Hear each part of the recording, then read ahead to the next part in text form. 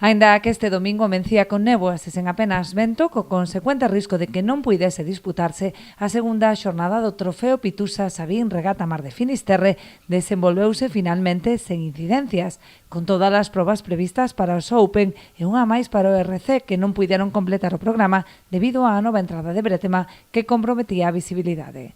Non foi este impedimento para gozar dun espectáculo deportivo e dunha proba moi disputada, que finalmente acabou por levarse o Mirfac.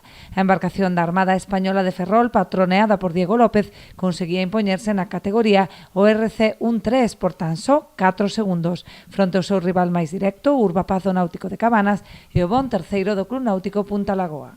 De un trofeo que ha sido especialmente disputado porque hasta el último momento no hemos sabido si ganábamos o no. De hecho, no nos llegaba con ganar, sino que teníamos que meter un barco por medio y solo por 4 segundos conseguimos meter un barco, con lo cual ha sido un final muy fuerte. Noso RC45 triunfo foi para o Bacor de Portosín, que compartiu podio co Deep Blue de Vigo e o Monterrey tamén de Portosín.